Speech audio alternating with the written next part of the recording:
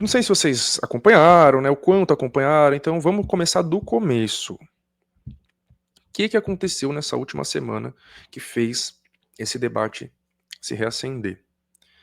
Letícia, o copinho de alumínio é a melhor coisa que tem, né?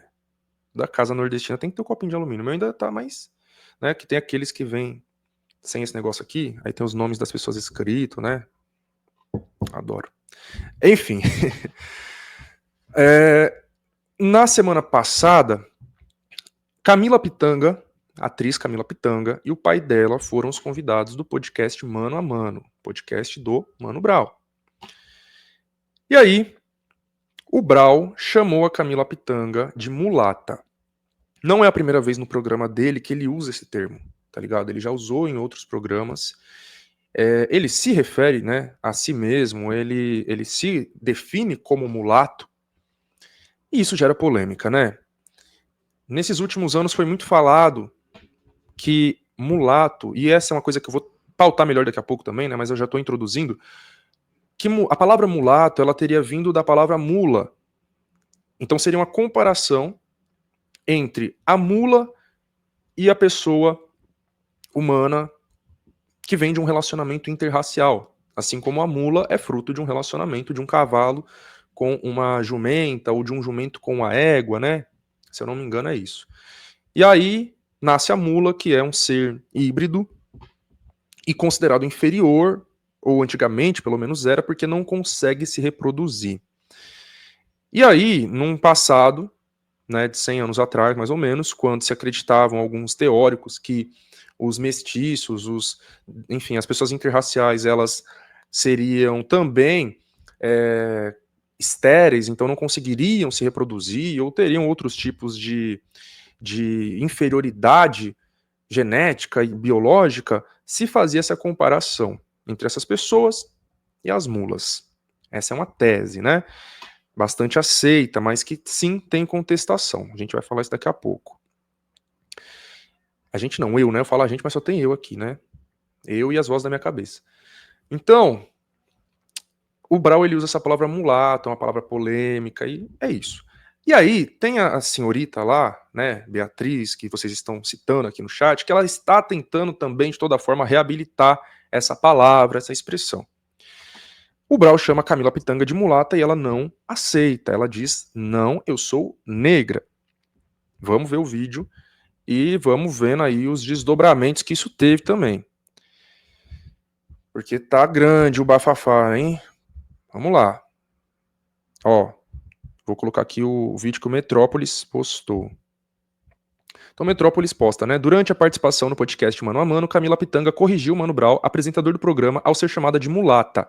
Negra, respondeu prontamente a atriz de 48 anos, deixando claro como prefere ser identificada racialmente. O episódio, que foi ao ar na última quinta-feira, dia 21 de agosto, abordou temas como ancestralidade, identidade e percepção social da negritude. Logo no início da conversa, Brown questionou como deveria se referir à convidada. Você é mulher mulata? Posso usar esse termo ou não? Perguntou. Negra, respondeu Camila, firme.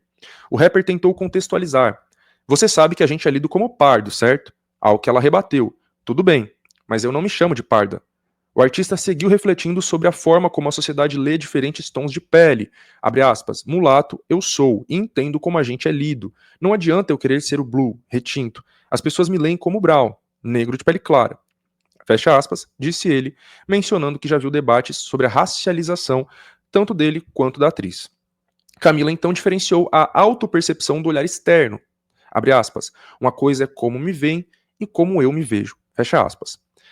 Ao falar sobre sua identidade, declarou: sou uma mulher negra, em movimento, tendo esse baobá do meu lado, tendo Benedita da Silva como parte da minha ancestralidade, sendo filha de Vera Manhães.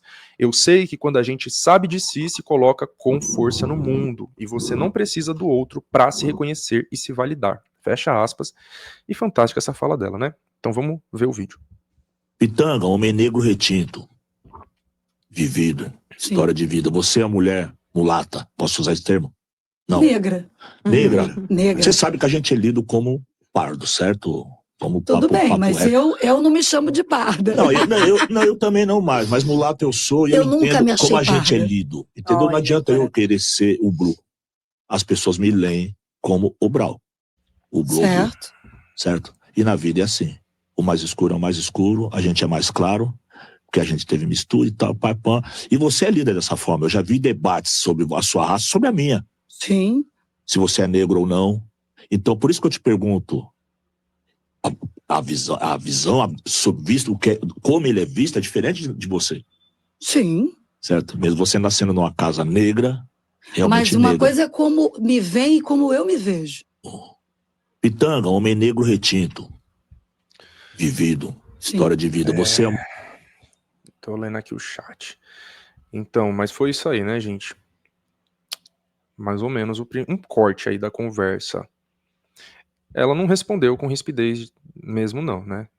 Não foi o que aconteceu. Bom, então começou por aqui.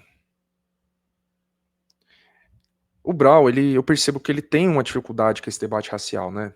Uma dificuldade que eu digo assim, passa o tempo e ele tá nesse limbo, né? Que como todos nós, pessoas miscigenadas, a gente acaba ficando. Só que a Camila demonstra muita clareza de quem ela é, muito entendimento, muita certeza. O Brau, ele não consegue ter isso, né?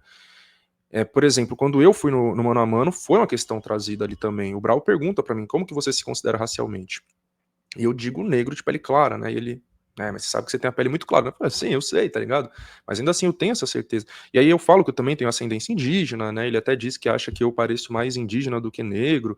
Na época eu até falei uma besteira, né? Eu falei que. Isso foi em 2023, né? Eu falei assim que não, que eu me considerava mais negro porque eu tinha o cabelo cacheado, enfim. Depois, mais pra frente, no próprio programa, eu até corrigi isso, mas infelizmente cortaram na edição, né? Eu me corrigi e falei assim, né, gente, não, eu falei uma besteira, não tem esse negócio de, eu não posso ser indígena porque eu tenho cabelo cacheado, enfim. Tem indígenas de cabelo cacheado, tem indígenas de cabelo crespo, tem indígenas com todo tipo de fenótipo que vocês possam imaginar. Mas enfim, foi uma besteirinha que eu falei ali na hora, mas é isso, né? Voltando aqui então pra repercussão que se seguiu a partir dessa fala, a partir desse trecho. Vou mostrar um post aqui no Instagram, com algumas frases, algumas reflexões. Pronto. Aqui o perfil Traduagindo postou.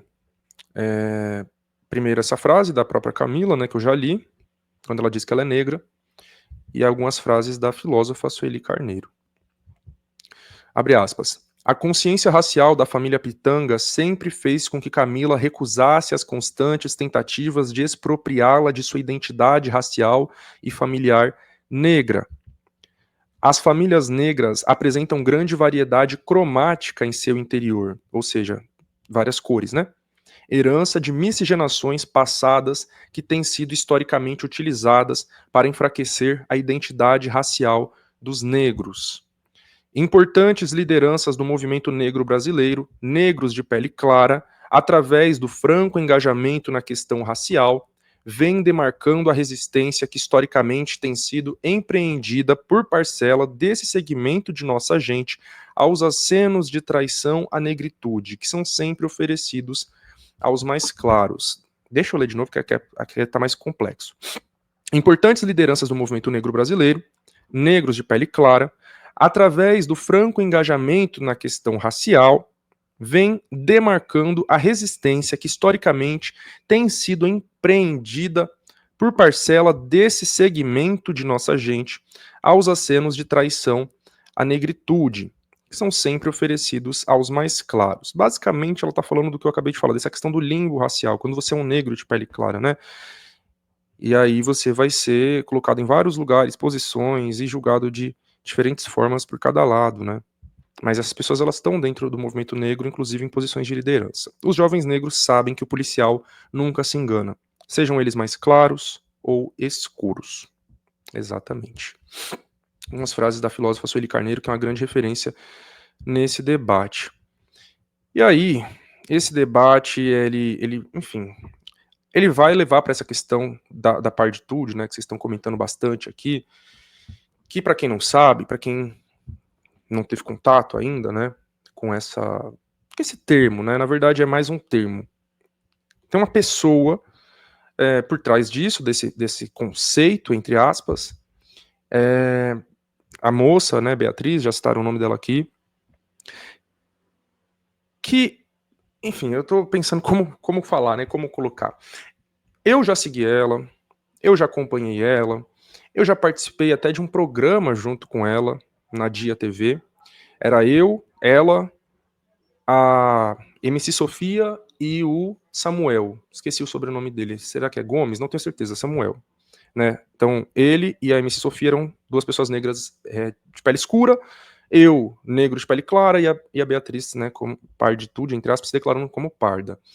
E a gente participou desse programa juntos. Até aquele momento, eu até, né, seguia ela, não concordando com tudo, né, tenho discordâncias, né, vou falar daqui a pouco também por que eu comecei a seguir ela e por que eu deixei de seguir. Não quero que o debate aqui pareça, que o bagulho aqui pareça que é sobre ela, tá ligado? Mas ela tá encabeçando esse movimento da chamada parditude, como eu disse, tentar reabilitar o conceito de mulato e assim vai, né, então, querendo ou não, é importante falar. Depois daquele debate, mano, daquele programa que a gente gravou, ela teve uma certa tretinha lá com a MC Sofia, né? Ela postou um corte lá com a fala dela meio descontextualizada e acabou pegando mal. E aí eu já achei zoado da parte dela, né? Mas eu parei mesmo de seguir, mano. Assim, depois teve outra coisa, né? Que posicionamentos absurdamente transfóbicos, evidentemente, né? Não tem nem questionamento, assim, né? A gente falando isso, ela pode querer me processar, né? Mas foda-se também, né? É isso, gente. Falar que mulher trans não é mulher e tudo mais, isso é transfobia, assim, né? Bater palma pra J.K. Rowling lá com as asneiras que ela fala. Então isso tudo eu já tava ficando por aqui com ela. Eu falei, gente, não tá dando mais. Até um dia que ela me posta que... Basicamente, tá? Eu vou resumir a ideia do vídeo. A gente fala muito sobre a miscigenação no nosso país, ela ter acontecido através do estupro de mulheres negras e indígenas durante a colonização, o que é um fato. Só que ela fez um vídeo dizendo, basicamente, que os próprios indígenas entregavam as mulheres para serem estupradas pelos portugueses. Esse dia, para mim, foi a gota d'água e foi o dia que eu parei de seguir ela. Eu falei, não, aí para mim já é demais. É a mesma lógica de falar, né, como o Bolsonaro falou no Roda Viva, de que os europeus nunca pisaram no continente africano, os próprios africanos é que se entregavam para serem escravizados. É a mesma lógica, tá ligado? De tirar essa responsabilidade dos europeus pela escravidão, pela colonização, pelo genocídio, pelo estupro. É uma generalização absurda dos povos indígenas, que eram centenas, milhares de povos. Se essa prática supostamente aconteceu com um povo ou outro, não se pode dizer que os povos indígenas faziam isso. Eu achei isso absurdo. Já tinham muitas outras coisas que eu já vinha achando absurdas, e aí, pra mim, isso aí foi a gota d'água, né? Eu conheço ela e o trabalho dela quando ela me marca no story, né? Ela tinha me marcado no story dizendo que até entrar na USP eu me considerava branco, e aí lá na USP eu passei a me considerar negro, alguma coisa assim, distorcida, né? Uma coisa que eu nunca disse. Ela me marcou, eu respondi assim, respeitosamente, falei, não, isso não é verdade, né? Não é bem assim, expliquei. Beleza, ela reagiu de boa também, a partir daquele momento eu comecei a seguir. E aí eu fui seguindo durante um tempo porque eu concordava com algumas coisas. E aí, com o tempo, eu fui vendo que eu discordava mais do que eu concordava. O que eu concordava? Primeiro ponto, uma coisa que eu falo há muito tempo, bem antes dela. Não concordo que todo pardo é negro. Quando se diz 56% da população brasileira é negra, eu não concordo com isso. Todo pardo é negro, não concordo com isso. Pardo é papel, pardo não existe, não concordo com isso. Minha mãe é uma mulher de ascendência branca e indígena. Ela não tem ascendência negra. No censo do IBGE, em 2022, ela se declarou parda. E ela não pode entrar nessa estatística de 56% da população brasileira como negra. Então, quando eu sempre disse isso, né, de que não concordo que todo pardo é negro, é porque eu estava dizendo isso, que isso é um apagamento indígena.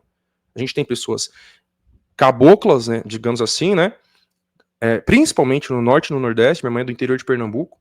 Então, principalmente no norte e no nordeste, tem muita gente que é uma mistura de brancos com indígenas, que não tem ascendência negra e que se autodeclara parda. Não tem como dizer que essa galera é negra, ponto.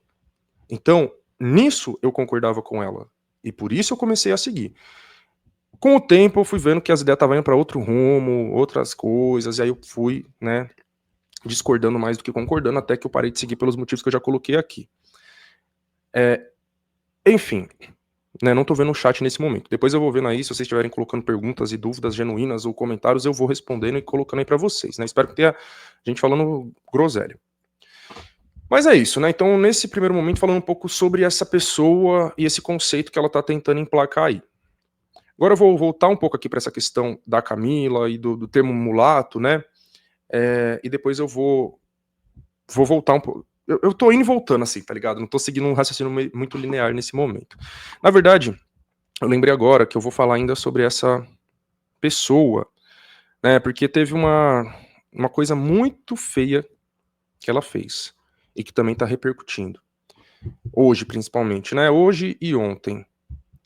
Deixa eu espelhar a tela aqui. Pronto. Então, o Levi Kaique postou no Twitter. A Beatriz Bueno passou de qualquer nível de bom senso faz tempo, mas isso aqui é uma violência tão grande. Insinuar esse tipo de coisa é de uma violência tão grande. Eu tô pasmo que ela teve a coragem de fazer isso. O que ela fez? Um sujeito aqui, né, ele postou essa foto com uma maluquice aqui, uma fake news, né, e ela repostou, né? Então, olha só, pegaram uma foto da Camila Pitanga com a mãe dela, manipularam a foto na inteligência artificial, né? Coloriram aqui o bagulho artificialmente, e aí ele escreve: Camila Pitanga e sua mãe quando era bebê. Sim, ela nasceu loira e por isso suspeita-se que seu pai biológico seja o ex-marido da mãe, um francês. E aí ela posta: eu achei que tinha puxado algum avô ou avó, pois a mãe tem traços mulatos, mas estão existindo outros rumores. Vocês viram? Sabem da veracidade? Gente, isso aqui é tão absurdo. Tão absurdo, sabe? Você precisar recorrer a uma mentira, uma fake news, a uma manipulação de inteligência artificial para validar o seu argumento, tá ligado? E assim, eu não cheguei a ler a tese dela nem nada, mas eu tenho um amigo que leu e até me mostrou uns prints que, mano, ela se baseia muito em tweets pra justificar várias coisas, tá ligado? Usa tweets como argumentos pra dizer que supostamente existe um preconceito contra pardos no Brasil. Pelo amor de Deus, é uma coisa tão rasa. Aí ela fez isso daí, né? Aí depois ela apagou. Apagou não, né? Ela disse que arquivou o post. Mas enfim, aí vamos continuar aqui, né? Sobre ainda o termo mulato, vou pra isso agora. Post da Bruna Santiago. Perfil Leituras Pretas.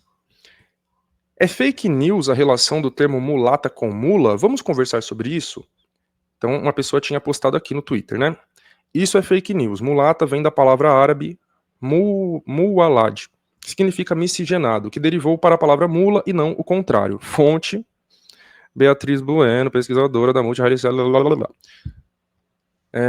Bom, não podemos reduzir o debate em torno da mulata à etimologia da palavra. A linguagem não é estática, e uma palavra adquire diversos significantes dentro de um contexto histórico. Então, de onde saiu que mulata vem de mula? Isso não é uma fake news, e consta essa relação nos dicionários portugueses. Grada Quilomba, estudando a presença do termo, identifica que entre os significantes, o termo mulata, a sua primeira definição, ou definição antiga, se apresenta como animal híbrido que resulta do cruzamento de uma égua com um jumento, ou de um cavalo com uma jumenta. Enquanto adjetivo se refere a algo de cor acastanhada, e etimologicamente deriva como feminino de mulato. Este deriva da junção de mulo, animal híbrido, e do sufixo ato. Embora haja outros significantes e origens do termo, no Brasil, essa foi sua aplicação e difusão relacionado ao contexto do racismo. Não é só a origem da palavra que conta quando falamos em linguagem, até porque uma mesma palavra pode ter várias origens, significados, significantes. No Brasil, o termo passou a se referir a mulheres, geralmente negras, não pretas nem brancas, com forte hipersexualização. Quando diz não pretas, aqui é não de pele escura, necessariamente. Lélia Gonzalez fala da profissão de mulata que reduz a mulher ao samba e ao sexo. e que movimenta o turismo no Brasil. A mulata globeleza, por exemplo, ponto. Em consonância, Marisa Correia aponta uma série de práticas e discursos que a definiram enquanto um produto de exportação nacional, identificando uma forma contínua e persistente do foco na sexualidade, que vai de Nina Rodrigues até a atualidade. Como propõe Lélia Gonzalez, existe no Brasil, principalmente no carnaval, uma glamorização do corpo da mulher negra, em muitos momentos colocada como rainha e usada para fomentar a ideia de que não existe discriminação racial em um país que idolatra a mulher negra. Mas que olhando de perto, ela reflete que essa glamorização da mulata mais reflete o racismo da nossa sociedade do que disfarça, tendo em vista que esse tratamento é, em outro polo, uma violência simbólica. Isso pode ser notado também em parte da literatura nacional. Essas autoras apontam que o lugar da mulata se constituiria enquanto uma categoria fluida que rejeita a mulher preta, mas que não seria a mulher branca assim, reunindo peculiaridades físicas da branca e da negra, constitui-se ela num tipo de beleza sui generis. Esse ponto reflete como o discurso da miscigenação coloca a mulata como um tipo mítico da brasilidade e traça uma negação de pertença étnica enquanto mulher negra. Esse lugar violenta duplamente a mulher negra, que sofre com o estereótipo da mulata, primeiro pelo lugar hipersexualizado que é posta e tem sua existência estigmatizada. Segundo, devido pela negação da pertença racial dessas mulheres. Mas não podemos mudar o sentido? A linguagem é um campo de disputa onde se estabelece relações de poder mutável e que pode manter padrões de dominação. Grada Quilomba afirma que a língua portuguesa se ancora a um discurso colonial e patriarcal. Neste sentido, ela afirma que a língua tem uma dimensão política de criar, fixar e perpetuar relações de poder e violência, pois cada palavra que usamos define o lugar de uma identidade. Assim, na linguagem se institui também a relação dialética entre o eu, branco, e o outro, negro. A perpetuação de termos pejorativos em relação a um grupo racial reflete uma forma de manutenção das posições dos sujeitos na criação e perpetuação das relações de poder. A mudança do sentido da palavra mulata não está relacionada ao meio e os sentidos que até hoje ela produz. A afirmação identitária através de uma palavra pode ocorrer, mas no momento vejo com certa dificuldade isso. Para encerrar, esse debate não é novo. Em 1982, Teófilo Júnior falava. Teófilo aponta que acredita ocorrer uma grande dificuldade em relação a uma reformulação do estereótipo da mulata, já que fora tão bem articulado em todos os setores da sociedade. Para ele, este é um dos estereótipos mais solidificados na sociedade brasileira, com um peso extremamente negativo para as mulheres negras. Para desconstrução, apagamento e desuso desse termo requer uma mudança significativa que pode advir de uma produção científica e literária combativa aos mitos e estereótipos em torno da mulher negra, e que, além de traçar esse combate, estabeleça novas narrativas de orgulho à pertença racial. Nesse sentido, vemos a importância do folheto ao reafirmar a identidade da mulher negra e recusar o termo mulata e os estereótipos advindos do mesmo. Viram que a origem em si não resume o sentido? Referências usadas no fio. Começo falando que parte deste fio está na minha pesquisa Mulheres Negras e Representatividade, Raça e Gênero na Literatura de Cordel. Discutindo o folheto Não Me Chame de Mulata, desenvolvo uma análise sobre o tema, a Bruna Santiago. Algo que precisei fazer foi pesquisar linguagem e racismo. Para isso foi fundamental o contato com a obra Pele Negras, Máscaras Brancas, de Frantz Fanon. Ainda sobre a linguagem, uma obra importante é a Memórias da Plantação, da Grada Quilomba. A autora discute o racismo e sexismo na língua portuguesa. Inclusive, a obra foi publicada 10 anos antes na Alemanha do que em Portugal e no Brasil. Uma coisa importante para a nossa geração é parar de achar que inventou a roda. Debate sobre a presença da mulata na literatura, no imaginário e na identidade nacional não é novo. Em 1982, Teófilo já falava de como esse termo tinha peso histórico. Aqui os ensaios Preconceito de Cor e a mulata na literatura brasileira. Outras referências, Marisa Correia sobre a invenção da mulata, Regina Dal-Castagné, Entre Silêncios e Estereótipos, Relações Raciais na Literatura Brasileira Contemporânea. Resumindo, gente, é muito menos sobre a origem etimológica, né, qual que é essa origem do termo, e muito mais sobre a aplicação dele no contexto do nosso país. E sim, historicamente, a palavra mulato ou mulata foi usada nesse sentido, num sentido depreciativo ou supostamente, né, uma suposta admiração baseada em hipersexualização, que também é uma forma de racismo. Então, achar aquela globeleza, né? Porque quem é mais novinho assim, né, adolescente, não vai, né, saber o que é globeleza. Até poucos anos atrás, a Globo colocava uma mulher negra de pele mais clara, seminua ou nua, né, enfim, para dançar, sambar na televisão na época do carnaval. Então pesquisem aí depois, né, globeleza no YouTube, que vocês vão ver os vídeos da época, né? Acho que até 2019, alguma coisa assim. Então, se você achar a globeleza gostosa, não é nada antirracista, tá ligado? Você hipersexualizar homens negros, dizendo que eles têm né, o negócio grande, isso não é ser antirracista. Pelo contrário, isso é ser racista também, é uma forma de racismo também, tá ligado? Então é isso, o termo mulata no nosso país, ele se construiu dessa forma, o termo mulato também, a partir de uma questão de hipersexualização e também a partir de uma comparação dessas pessoas miscigenadas, nós, com essas mulas, com esses animais, né, que eram fruto também de miscigenação. Isso vem de um período da história do nosso país ali entre o final do século XIX e o começo do século XX. Acho que eu vou entrar um pouco nisso agora. Ah, não, na verdade...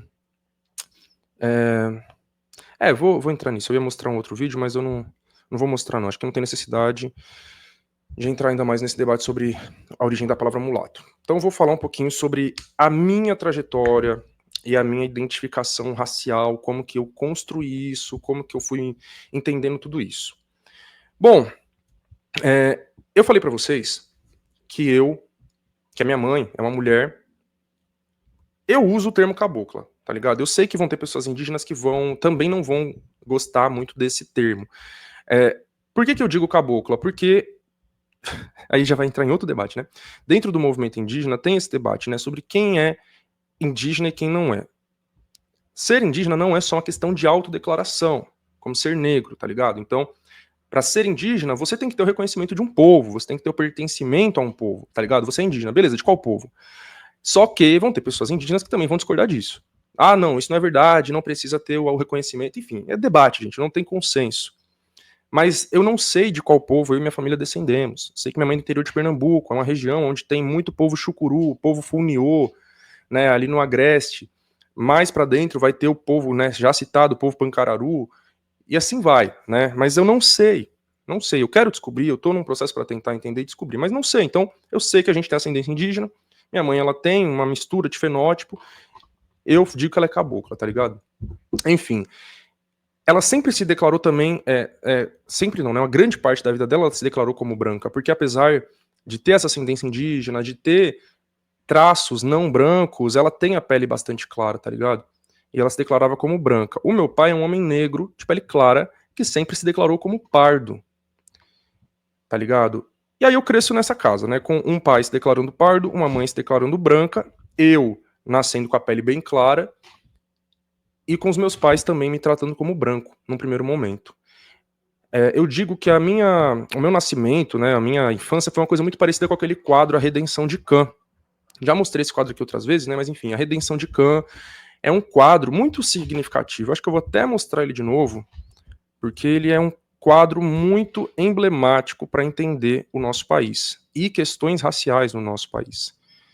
Vamos lá, eu vou abrir aqui e já mostro para vocês. Peraí, só um segundo. Pronto. Então tá aí, A Redenção de Cã, de 1895, ou seja, 7 anos depois da abolição formal da escravidão no nosso país. Ixi, não tá aparecendo, desculpa. Agora sim. 1888, a escravidão é formalmente extinta no Brasil.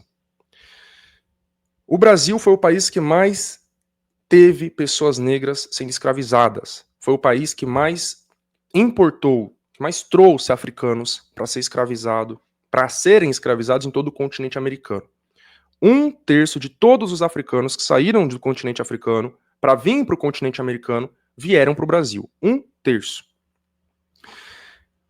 Quando acaba a escravidão formal, essa população negra liberta, ela é vista como um problema para o desenvolvimento do país. Ela é vista como um empecilho para desenvolver o país. Não só no Brasil, mas em todos os países que tiveram escravidão.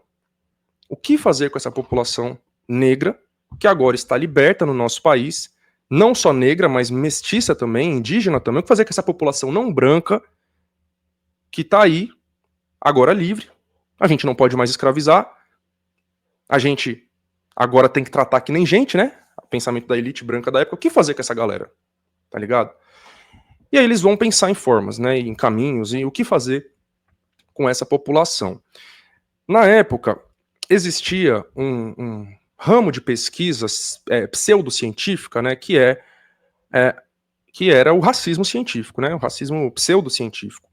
Então, várias áreas da ciência, tanto de ciências biológicas, ciências humanas, como a antropologia, acreditavam que povos não brancos, não europeus, eram selvagens, eram inferiores, eram menos evoluídos. Né? Em primeiro lugar, eles realmente acreditavam que existiam raças humanas biologicamente falando. Então, assim como existem raças de cachorros, raças de cavalos, raças de gatos, supostamente existiriam raças humanas, biologicamente falando. Supostamente também existiria uma superioridade da raça branca, dos europeus, né, principalmente os anglo-saxões. Então, dentro da própria Europa, eles criavam ali uma certa hierarquia dos brancos, né? Os brancos latinos ali da Península Ibérica, eles eram inferiores aos brancos anglo-saxões, né? Quando eu digo Península Ibérica, portugueses e espanhóis, eles seriam brancos que estão abaixo dos brancos alemães, os arianos, né? Enfim, depois vai vir toda a lógica do Hitler, né? Do arianismo, essas porra toda louca que ele fez lá, né? Da superioridade que ele acreditava que eles tinham. Mas o fato é esse, né? Então, no final do século XIX, da metade para o final, se acreditava nisso, né? Que existia uma superioridade biológica dos europeus sobre os africanos, os indígenas, né, nativos americanos e os nativos ali da Oceania também, e os asiáticos também, né? Então, todos os povos do mundo que não eram europeus e que não eram brancos eram considerados inferiores, selvagens, e assim vai. Então, ter uma grande quantidade de pessoas não brancas dentro de um país era um empecilho para o desenvolvimento desse país, tá ligado? Era um atraso. E aí vão ter vários autores que vão falar sobre isso, né, na época. Esse quadro que eu estava mostrando aqui, A Redenção de Kant, como eu disse, é de 1895. Ele foi apresentado em 1911 no Congresso Universal das Raças, um congresso que acontece em Londres, justamente para os países que tiveram escravidão debater o que eles estavam fazendo com essa população negra liberta nos seus países. O Estado brasileiro, ele envia, o Estado, no caso, o presidente, né, se eu não me engano era o Marechal Hermes da Fonseca, né, exatamente, o Marechal Hermes da Fonseca, ele envia o cientista João Batista de Lacerda para esse congresso para falar o que o Estado brasileiro estava fazendo com a população negra e mestiça do país. Ele vai ler uma longuíssima carta, né? Mas, basicamente, ele vai dizer, em até 100 anos, ou seja, até 2011, os negros e os mestiços vão ter sido extintos do Brasil. Extintos, tá ligado? Ele cita duas coisas para essa extinção, para esse desaparecimento da população negra e mestiça. Uma coisa é o fato dessa população ter sido liberta e não ter sido integrada à sociedade. Agora essa população está nas margens aí, lutando pela sua sobrevivência, e ela tende a morrer, tende a desaparecer, ele diz isso. E o outro fator é justamente a miscigenação. Ele fala que o Estado brasileiro está trazendo várias levas de imigrantes europeus para cá. Então, entre a segunda metade do século XIX e a primeira metade do século XX, o Estado brasileiro paga passagem para europeus, dá terras, principalmente na região sul, mas também no interior de São Paulo, dá trabalho, né, contrata essas pessoas nas fábricas, nas indústrias, dá educação, dá todo tipo de oportunidade, né? Principalmente quem vem para cá são camponeses ou operários italianos, alemães, portugueses, espanhóis, né? Então, como eu disse, uma grande parte dessa galera vai se instalar na região sul do Brasil, uma parte se instala fortemente no interior de São Paulo, uma parte se instala na capital, então a gente vai ter bairros historicamente italianos, né, como a Moca, como o Brás, né, que eram bairros antigamente de operários italianos, né, e hoje são bairros, né, principalmente a Moca, um bairro classe média alta, porque essa galera chega pobre, mas o Estado dá todas as condições e oportunidades para ela ascende socialmente e hoje está aí na classe média alta, né. Também tem grandes levas de japoneses que são trazidos para cá, e essa galera também ascende, hoje uma boa parte está na classe média alta, por isso que a gente vê muito mais, às vezes, asiáticos dentro de universidades aqui em São Paulo do que negros, né, porque foram oportunidades que foram dadas para essas pessoas, para essas famílias. E aí, João Batista de Lacerda, ele apresenta esse quadro, A Redenção de Cã, lá no Congresso, durante a fala dele, para exemplificar o que estava acontecendo no Brasil. E aí, nesse quadro, como eu já mostrei aqui, vamos lá, quem são os personagens desse quadro? A gente tem uma mulher preta, de pele escura, com as mãos para o alto, e aqui no chão de terra. Do lado dela a gente tem uma mulher negra de pele clara, ou parda, ou como seria chamada mulata, sentada com uma criança, um bebê no colo, seu filho ou filha branco. E do lado dela, o pai dessa criança, um homem branco, sentado aqui já num chão de pedra, né, enfim, asfaltado, digamos assim, né? E ela no meio disso, ela tá entre o chão de terra e o chão asfaltado. Isso aqui é um simbolismo muito grande, muito forte e muito significativo. Por que o quadro se chama Redenção de Cã? Existia uma leitura da Bíblia que dizia, que ainda diz, né, porque tem gente que ainda acredita nisso, que, como que eu posso dizer? Quem foi Cã na Bíblia? Um filho de Noé, que foi amaldiçoado por ele. Então, Noé amaldiçoa seu filho, e aí vai ter uma leitura da Bíblia manipulada, claro, né? Muito usada durante a escravidão, para legitimar a escravidão, a escravização dos africanos, que diz que esse filho amaldiçoado de Noé, o Cã, teria migrado para a região que hoje a gente conhece como África, e os seus descendentes teriam nascido com a pele escura por causa dessa maldição, e não teriam alma. Então a igreja dizia durante a escravidão que africanos não tinham alma.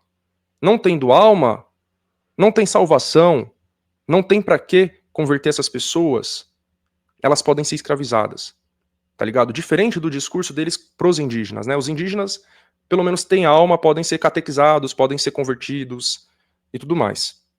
Os africanos não têm salvação, podem ser escravizados, não têm alma. Esse era o discurso. Por que não tem alma? Por que são amaldiçoados? Por que não tem salvação? Porque são descendentes de Cã, supostamente, o filho amaldiçoado de Noé. A redenção de Cã aqui é essa maldição deixando essa família. Essa maldição saindo desse grupo, dessa população, através do processo de miscigenação, através do processo de embranquecimento. Então, quando essa mulher preta tem essa filha parda, digamos assim, eu vou colocar nesse termo só para me referir ao tom da pele, né? Foi com quem? Com um homem branco que era o seu escravizador, tá ligado? A gente tá falando de um quadro de 1895, retratando aí uma mulher idosa, né, que com certeza teve essa mulher ali uns 20, 25 anos antes, no mínimo, 30, sei lá, durante a escravidão, tá ligado? O dono dela, muito provavelmente, estuprou ela pra ter essa mulher. Se não fosse fruto de estupro, ele estaria ali do lado dela, assumindo a mulher, a relação, não era o que acontecia, tá ligado? E aí essa mulher de pele mais clara nasce.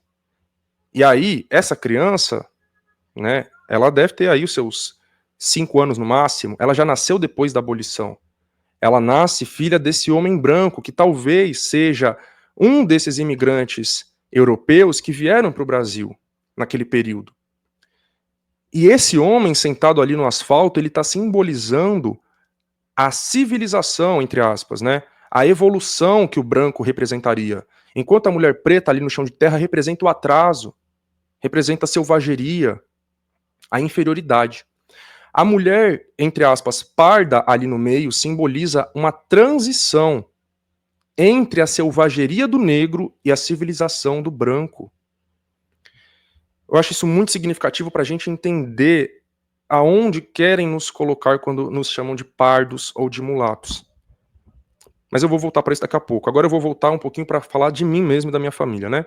Eu disse que quando eu nasci, a minha infância foi mais ou menos esse quadro, sabe? Eu era tratado como uma criança branca pelos meus pais, e isso era motivo de orgulho e comemoração. A família teria sido embranquecida, tá ligado? E aí, enfim, eu nasci e cresci na Brasilândia, né? Como eu sempre digo, a Brasilândia é uma região muito periférica de São Paulo, né? Especificamente onde eu nasci, que foi no Jardim Vista Alegre, que já faz, assim, divisa com enfim, né? Eu digo assim, já tá no finalzinho da cidade de São Paulo. E é uma região muito negra. Os bairros mais negros da cidade de São Paulo, e de qualquer outra cidade, né, grande cidade, são os bairros mais pobres e mais periféricos.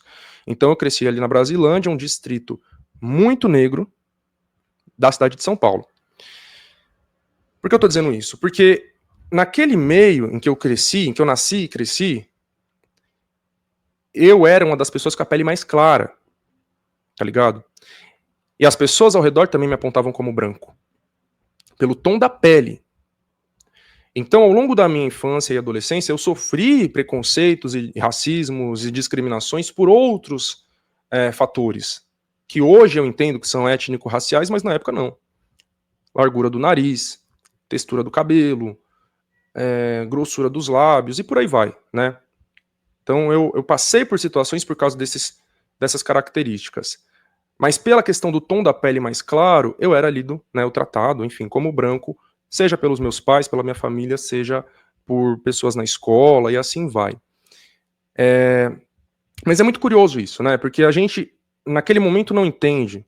Depois que cresce, percebe e entende que coisas que a gente passou eram racismo, né?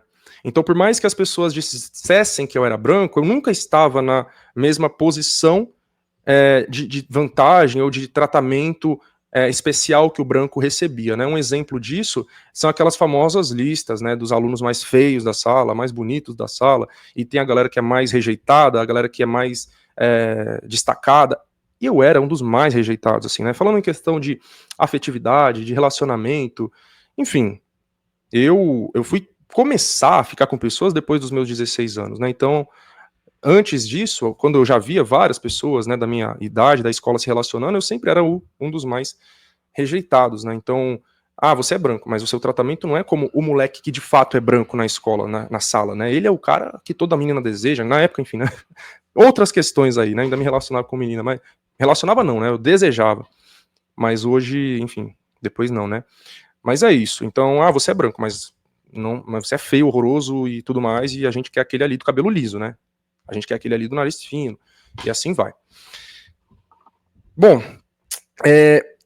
na minha adolescência, quem me acompanha aí mais tempo sabe, né, já deve ou ter ouvido eu falar sobre isso, ou já visto o pessoal me cancelando aí no Twitter, né? Eu já fui gótico.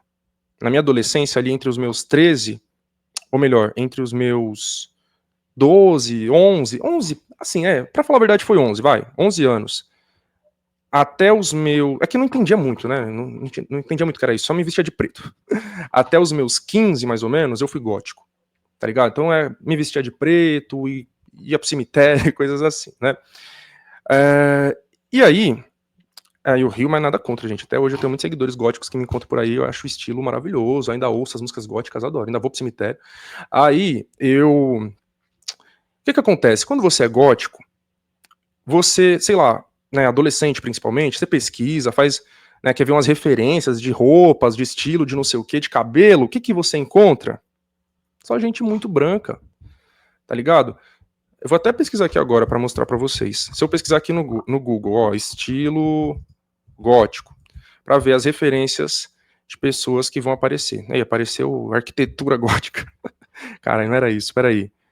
Deixa eu ver como que eu posso colocar. Pronto, subcultura gótica, estilo gótico, né? Foi a recomendação que o próprio Google deu aqui pra mim. Deixa eu ver se não tem nada de errado aqui pra eu espelhar a tela pra você. Pronto. Então vocês veem, se eu pesquisar aqui, ó, subcultura gótica, estilo gótico, ó. Vocês entendem como que são as pessoas que aparecem? Tá ligado? Só pessoas muito brancas,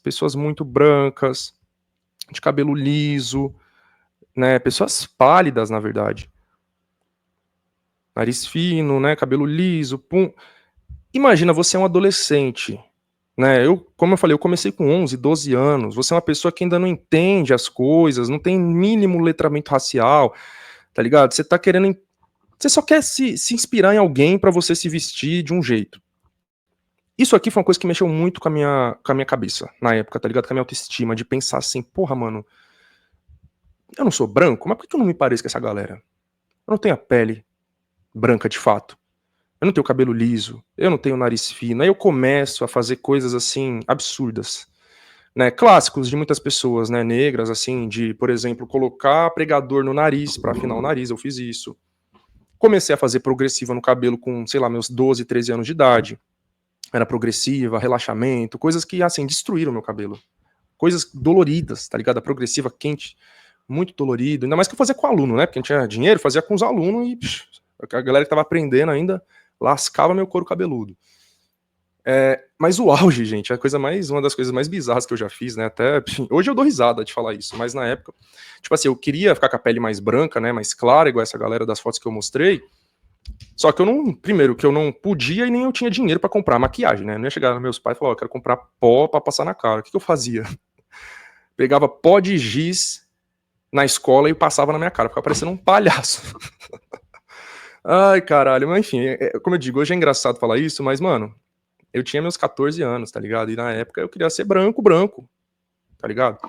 Então, o que eu quero dizer, são coisas que naquele momento me causaram grande sofrimento, tá ligado? De não ter a pele branca, ter a pele clara, mas não branca, de não ter o nariz fino, de não ter o cabelo liso. Então isso foi uma grande questão pra mim. Quando eu tinha 16 anos, eu fazia um curso de francês, né? Inclusive, alunos aí, se tiver algum aluno da Escola Estadual Ensino Médio em São Paulo, fundamental também, né? No estado de São Paulo tem um programa chamado CEL, Centro de Estudo de Línguas, né? Que oferece cursos de idiomas gratuitos aí para estudantes do ensino médio de escola pública. Né? Inclusive, nesse período aí que eu era gótico, eu gostava muito ali da Europa do século XIX, né? Então eu gostava de ler o Drácula de Bram Stoker, esses livros, romances góticos, né? E eu admirava muito a Inglaterra do século XIX, a era vitoriana, a França também, século XIX, começo do século XX, né? Belle Époque. O que eu quis fazer? Francês, né? Na verdade, porque foi uma professora na minha escola, fazia propaganda, dizer, gente, tem esses cursos de idiomas gratuitos, né? A gente tá com vaga sobrando porque a galera não sabe que existe. E aí ela disse que tinha francês, eu falei, porra, vou lá fazer o francês. Aí eu comecei a cursar francês lá com meus 15 anos. E aí, nesse curso que eu entrei, eu fiz amizade com uma menina que ela era, de fato, muito branca, né? Pique essas fotos que eu mostrei agora. E aí, um belo dia, eu tava sentado do lado dela, com a mão muito próxima da mão dela, daí eu fiquei olhando pra mão dela assim, olhando pra mim, eu falei assim, nossa, minha mão tá branca. Ou, melhor, minha mão tá negra. E ela falou assim, mas você é negro. E aquilo ali foi um choque pra mim.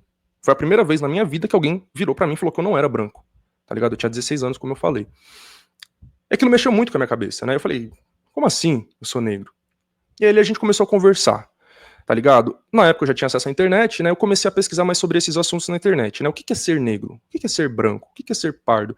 E aí eu fui. E aí eu comecei a cair em páginas, perfis, né? Canais do YouTube. E aí alguns canais que me ajudaram muito na época, como eu disse, né? Eu tinha meus 16 anos. O canal da Nathalie Neri, Afros e Afins. O canal da Negata, o Muro Pequeno, enfim, eu não vou lembrar agora de cabeça, né? Mas muitos canais, o Papo de Preta, né? A Maristela, que hoje ela é comunista, muito foda, eu acompanho ela desde essa época. Enfim, então, essa galera, a Gabi de Pretas, assistia muito essa galera no YouTube, né? E aí eu fui me inteirando de questões raciais. Fui me inteirando, assim, claro, de uma perspectiva negra, né? Eu fui me inteirando, né? Então pessoas como a Nathalie Neri, por exemplo, foram muito importantes pra mim naquele momento, porque ela é uma mulher negra parda, né, de pele clara, então eu me identificava bastante com ela e com as coisas que ela falava. E foi muito interessante como isso acabou tendo um outro impacto na minha vida, né, que foi de ter a inspiração dessas pessoas para entrar na universidade pública, porque eu já tinha em mente de fazer faculdade, né, mas eu nunca pensei, eu vou fazer faculdade pública ou privada. Foi ver a Nathalie Neri na Unifesp, a Universidade Federal de São Paulo, e a Negata na UNB, a Universidade de Brasília, que me inspirou a fazer ciências sociais, né? No caso, as duas faziam sociais. Eu já queria fazer sociais, mas fazer numa universidade pública. Então elas foram importantes para mim por isso também. Mas enfim. E aí, eu comecei a entender que eu não era branco. Por quê? eu entendi que branco não sofre racismo. O racismo não é só de xingamento, seu palmito, seu não sei o quê. Não, o racismo é uma estrutura de poder social. Racismo é uma estrutura de dominação histórica, de dominação política, de dominação econômica, cultural e por aí vai, tá ligado? É um bagulho que os europeus desenvolvem no processo da colonização, na invasão do continente africano, na invasão do continente americano, a Biayala, né, na invasão do continente asiático, da Oceania, enfim. Então os europeus desenvolvem essa estrutura social de dominação, onde eles estão no topo, como eu já falei, né, eles se colocam nessa posição de superiores, de civilizados, e os demais povos do mundo nessa condição de inferiores, de selvagens, que podem ser dominados por eles, que podem ter os seus territórios invadidos, que podem ser escravizados, que podem ter suas terras roubadas. Racismo é uma estrutura de poder, de dominação, de opressão, de exploração, que coloca o branco no topo, tá ligado? Claro que não é todo branco que vai estar no topo. A gente tem muito branco pobre, miserável, que tá na favela, que tá em situação de rua, e assim vai, tá ligado? Aí é uma questão econômica. Mas na questão do tratamento social, existe sim vantagens, mesmo pro branco pobre. Porque se esse branco pobre, o Eduardo Tadeu canta, o Eduardo Tadeu é um cara muito foda que tem uma consciência disso, né? Que ele tem a música Democracia Racial de Sangue. Ele fala assim, recomendo muito essa música, inclusive, Democracia Racial de Sangue. O Eduardo Tadeu canta: provavelmente eu de terno e cabelo penteado não seria confundido com chofer de carro. O Eduardo Tadeu, para quem não sabe, tá moscando, é um homem branco. E ele canta: eu de terno e cabelo penteado, né, porque ele geralmente usa as tranças assim também, né, não seria confundido com chofer de carro. Por que ele diz isso? Porque um negro de terno e cabelo penteado seria confundido com chofer, com segurança, e assim vai. Né, o branco, mesmo pobre, de terno, vai ser visto como advogado, como empresário. Isso vai ter impacto, por exemplo, em entrevistas de emprego, tá ligado? E tem pesquisas que comprovam isso, tá ligado? Foi feita uma pesquisa com a turma de RH, onde eles mostraram fotos de pessoas brancas e negras com as mesmas roupas e fazendo exatamente a mesma coisa, e perguntavam, né, o que você acha que essa pessoa está fazendo, né? Você acha que essa pessoa é o que está fazendo o quê? Quando tinha um branco correndo, eles diziam, ele está se exercitando, ele deve estar atrasado para o trabalho. Quando era um negro correndo, diziam, ele deve estar fugindo da polícia, é um bandido que acabou de roubar. Uma mulher branca limpando uma mesa, ela é uma dona de casa limpando a casa dela. Uma mulher negra limpando a mesa, ela é uma empregada doméstica, uma faxineira. Uma turma de RH, ou seja, pessoas que são responsáveis por contratar novos funcionários para empresas, eles têm essa visão claramente racista. Então eles vão olhar para uma pessoa branca, uma pessoa negra, vestidas do mesmo jeito, fazendo a mesma coisa, e vão julgar de formas diferentes.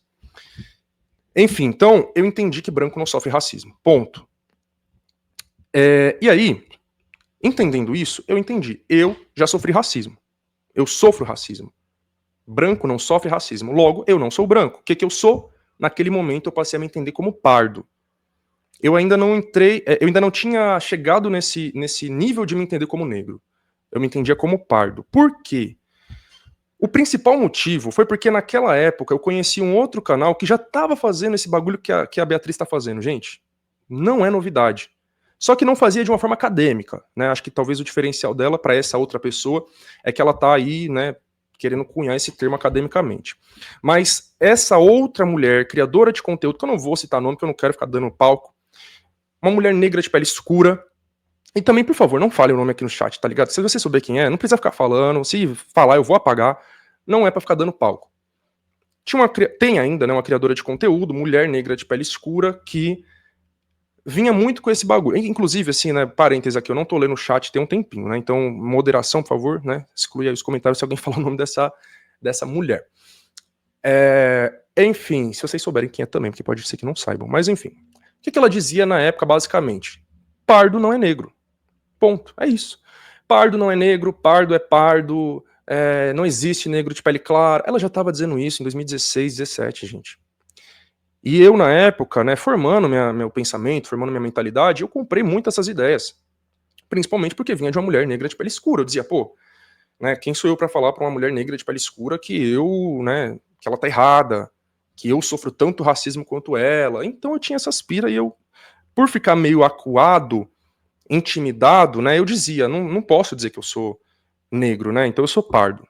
E eu fiquei assim, né, com essa visão de que eu era pardo, dos meus 16 aos meus 18 anos, né? Então foi ao longo do ano de 2016, ao longo do ano de 2017, e na primeira metade do ano de 2018, que foi quando eu entrei na USP. Quando eu entrei na USP, na semana de recepção dos ingressantes, né, na calorada, primeiro ou segundo dia, os coletivos anti-opressão que atuam ali dentro do meu curso de Ciências Sociais, eles se apresentaram para nós ingressantes. Para quem não é ou nunca foi universitário não sabe, dentro das universidades, costumam ter coletivos que lutam contra o racismo, contra a homofobia, contra o machismo, né? Então, coletivos negros, coletivos feministas, coletivos LGBTs formados por alunos. É importante ressaltar isso, né? Não é um bagulho da universidade, não é um bagulho institucionalizado. É uma iniciativa dos estudantes que se unem para lutar contra o racismo que eles estão sofrendo ali dentro, contra o machismo que elas estão sofrendo ali dentro, contra a LGBTfobia que estão sofrendo ali dentro. E aí o coletivo negro do meu curso, né, que se chama Quilombo, Luiz Amaim, se apresentou pra gente e tal, e eu fui lá, né, assistir, né, não era só para quem era negro, todo mundo assistia, né, a apresentação, assim como todo mundo viu a apresentação do coletivo feminista, todo mundo viu a apresentação do coletivo LGBT. No final da apresentação, a galera desse coletivo negro chegou em mim e me convidou para entrar pro coletivo. Chegaram em mim e me convidou, né, você não quer entrar pro nosso coletivo negro, pai, pum, conhecer mais? Eu virei pra eles e eu falei, eu não sou negro, eu sou pardo. E a galera fez assim, né? Tá bom, né? É isso. Eu até pensei na época que eles iam querer discutir comigo e pá. Não, de boa, só falaram, tá bom, é isso. E me deixaram na minha. No dia seguinte, vieram duas minas brancas, patricinhas, e chegaram em mim e falaram, com essas palavras, preste atenção. Você não quer entrar pro nosso coletivo? Porque a gente não tem nenhuma pessoa negra nele. Eu achei aquilo tão ridículo, tá ligado? Não por elas me chamarem de negro, mas porque você quer entrar pro coletivo só porque você é negro e não tem nenhum negro nele, tá ligado? É como se eu fosse a cota do coletivo, né, pra dizer, pelo menos a gente tem um negro aqui. Eu falei, não quero, nem conheço vocês, não sei que coletivo é esse, pelo que vocês lutam, como que eu vou entrar só porque, né, que absurdo, vocês também não me conhecem, que loucura, né? Mas fato é que aquilo mexeu comigo, eu falei, porra, mano, elas chegaram e falaram que quer que eu entre pro coletivo porque eu sou negro, mas eu não sou negro, mano. E aí, beleza, passou mais uns dias e a galera, Thiago, você que entrou por cota de negro. E aí eu dizia, eu não entrei por cota de negro. Inclusive, eu não quis usar cota racial para entrar na USP, eu entrei por cota de estudante de escola pública, justamente por causa do que essa mulher que eu tô dizendo aqui colocou na minha cabeça, né, de que, porque o pardo é privilegiado, o pardo ele tem vantagens e bababá. Eu dizia, pô, então eu nem vou pegar a cota, né, deixa aí a cota racial, eu vou usar só a cota de escola pública. Na época eu pensei isso, né. E aí, a galera, né, branca chegava em mim e supunha que eu tinha entrado por cota racial, como negro. Eu dizia, eu não entrei por cota racial. Por que vocês estão supondo isso? Tiago, você que é negro, qual a sua opinião sobre esse caso de racismo que aconteceu aqui? Isso foi acontecendo, e foi dia após dia, e semana após semana, todo mundo, dos brancos aos negros, me apontando, você que é negro, você que é negro, você que é negro. Para além disso, os casos de racismo que eu fui sofrendo, né? Os casos de racismo, de preconceito. Lembrando que quando eu entrei na USP eu não tinha nenhuma tatuagem. Né? Eu digo isso porque alguém pode dizer, mas é preconceito por causa das tatuagens, não é porque você é negro. Não, eu não tinha tatuagem quando eu entrei lá, tá ligado? E eu sofria muito preconceito, assim, em vários níveis, né? Desde os olhares tortos, as pessoas escondendo bolsa, escondendo celular, né? Sempre me colocando nesse lugar de criminoso, né? De suspeito, tendo medo, e, enfim, em quadro da guarda universitária, e funcionários me abordando e querendo saber para onde você vai, você é estudante daqui mesmo, e questionando isso o tempo todo. Fato é que, depois de um semestre passando por tudo isso, eu entendi. Eu preciso me juntar com aquela galera para lutar. Eu não vou conseguir sobreviver aqui dentro sozinho. E lá fui eu atrás da galera do Coletivo Negro e falei, pois é, né, eu quero entrar pro Coletivo Negro sim. E aí, tem uma questão muito importante para a gente entender sobre isso do movimento negro e da inclusão de nós, pessoas pardas, dentro dele. É muito sobre sobrevivência e sobre fortalecimento de uma luta, tá ligado? Se eu ficasse com esse negócio, eu sou pardo, eu não quero me juntar com o coletivo negro, eu vou fazer o quê? Juntar um coletivo pardo lá dentro? Aí o que essa menina tá querendo fazer, tá ligado? Mas enfim, além disso, dessa questão que eu falei dos racismos e dos preconceitos que eu fui passando, teve a questão do estudo que eu tive acesso também. Então, até entrar na USP, eu nunca tinha lido um livro acadêmico. Eu lia romance, né, como eu disse, Drácula, de Bram Stoker, eu lia muito Dan Brown, né, o Código da Vinci, os outros livros dele, eu li todos. E assim vai, né, lia literatura infanto-juvenil, lia livros de paleontologia, de ciências, né, de astronomia, mas não lia livros acadêmicos, assim, eu digo, de ciências humanas, né. O primeiro que eu li foi quando eu entrei na USP. E não foi pela USP, né? Eu entrei e falei, pô, eu vou entrar no curso de ciências sociais, nunca li porra nenhuma de ciências sociais, deixa eu pegar um livro aqui pra eu ler, né? E aí, como eu tava muito vidrado nesses debates raciais, eu falei, vou pegar um livro sobre questão racial. E aí eu li o livro Branco no Preto, Raça e Nacionalidade no Pensamento Brasileiro. Acho que esse é o título. Deixa eu pesquisar aqui pra falar certinho pra vocês. Raça e Nacionalidade no Brasil... Não. Achei, no Pensamento Brasileiro. É isso, Preto no Branco, Raça e Nacionalidade no Pensamento Brasileiro, do autor Thomas E. Skidmore. E aí esse livro, mano, foi muito importante pra mim. Vou espelhar a tela aqui pra vocês. Eu li ele em 2018, né, então não sei se hoje eu leria com o mesmo olhar que eu li na época. Eu não era marxista, né, então...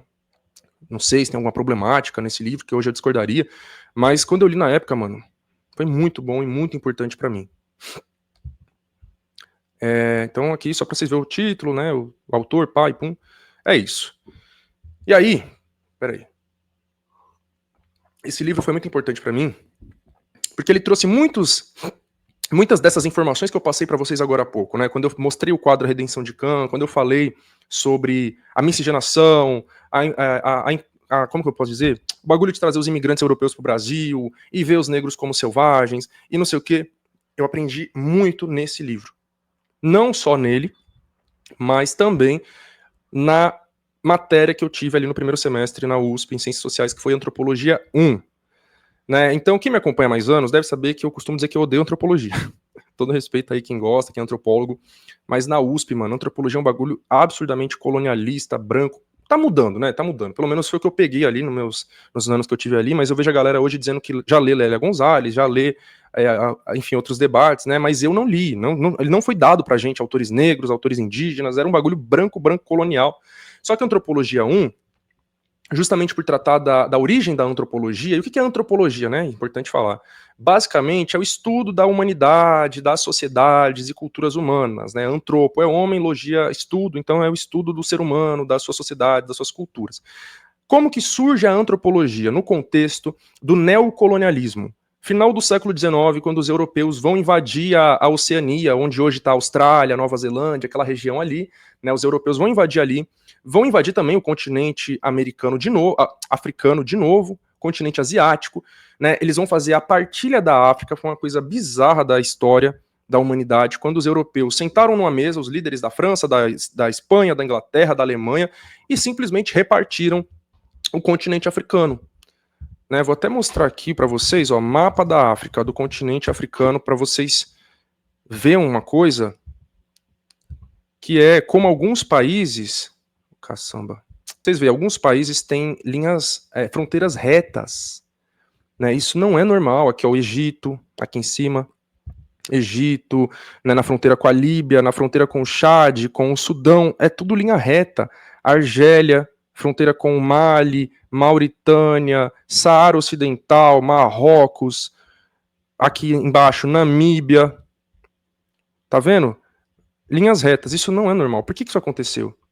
Porque os europeus sentaram na mesa e falaram: dessa linha para cá é meu, dessa linha para cá é seu, dessa linha para cá é da França, dessa linha para lá é da Espanha, dessa linha para lá é da Alemanha, e o continente africano foi dividido dessa forma no final do século XIX. Nesse contexto do chamado neocolonialismo, estudiosos vão nessas expedições para esses lugares, né, como eu disse, no continente africano, na Oceania e na Ásia também, para estudar esses povos, já com aquela visão racista que eu falei, de que eles eram inferiores, de que eram povos selvagens, menos evoluídos, tá ligado?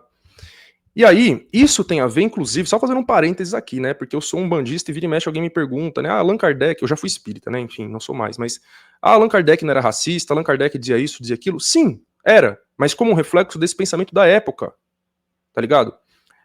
Então, o Allan Kardec, né, que funda o Espiritismo, ele se baseia nessas ideias da época de que os outros povos são inferiores para dizer que também nesses corpos habitam espíritos inferiores, enfim, mas é outros 500, né, não vem ao caso.